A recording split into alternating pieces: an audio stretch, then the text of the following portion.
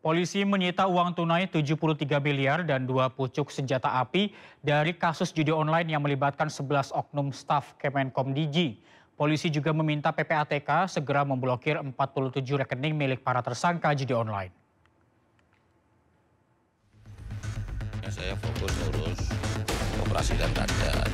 Kita dukung penegakan hukum, dan yang ketiga kita tetap serius atas judi online. Kita warga negara. Nanti katanya polisi mau mendalami kok. Gimana Pak? Tunggu aja dalamnya. Siap dipanggil maaf tidak. Mantan Kemenkominfo Budi Ari siap mendukung pemberantasan judi online yang kian meresahkan. Budi bahkan siap dipanggil untuk memberi keterangan jika diperlukan. Pasalnya kepada media, Budi juga mengaku mengenal 11 pegawai Kemenkomdigi tersangka dalam judi online yang kini telah dinonaktifkan. Foto kedekatan Budi Ari dengan staf Kemenkomdigi, salah satu tersangka judi online Adi Kismanto, bahkan viral di media sosial. Adi diketahui direkrut melalui jalur ilegal untuk berperan penting sebagai pengendali situs judi online saat Budi Ari menjabat di Kemenkominfo. Sementara selain masih memburu 2 DPO lain dalam kasus judi online, polisi kini telah menyita sejumlah barang bukti uang tunai senilai 73 miliar rupiah, 2 buah senjata api, 16 unit kendaraan roda 4, 4 unit bangunan hingga 11 unit jam tangan mewah. Polisi juga mengajukan pemblokiran terhadap 47 rekening milik para pelaku ke PPATK.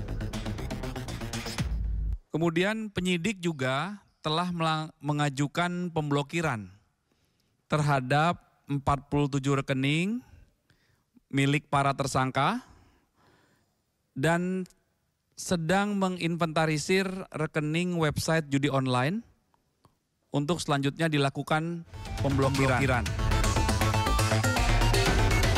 Sementara dampak judi online bukan hanya berisiko bagi finansial pemain, namun juga mental dan emosi pemain yang bisa berpengaruh negatif kepada lingkungan, terutama keluarga terdekat.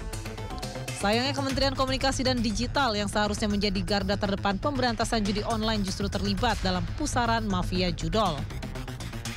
Tim Liputan iNews melaporkan. Ya, pemirsa, Kejaksaan Agung terus menelusuri peran mantan pejabat Mahkamah Agung Zarof Rikar terkait dugaan suap terhadap 3 hakim pemberi vonis bebas Ronald Tanur. Selain itu, Kejaksaan Agung juga mendalami keterlibatan pihak-pihak lain yang memakai jasa Zarof untuk pengurusan perkara.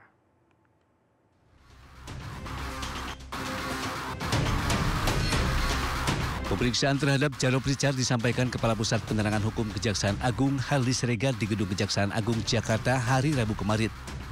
Zarof diperiksa sebagai saksi untuk mendalami keterkaitannya dalam perkara dugaan suap yang menjerat Mayriska Wijaya yang merupakan ibu dari Ronald Tanur. Zarof diduga menjadi perantara yang menghubungkan Mayriska dengan ketiga hakim yang memvonis bebas Ronald Tanur. Selain Zarof, penyidik Jaksa Agung juga memeriksa 3 hakim Pengadilan Negeri Surabaya tersebut.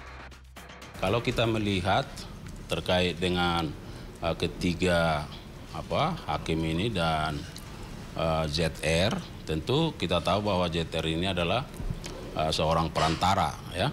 Nah, oleh karenanya penyidik sedang mendalami apakah ZR ini sesungguhnya berperan sejak pada tahap proses persidangan di tingkat pengadilan negeri.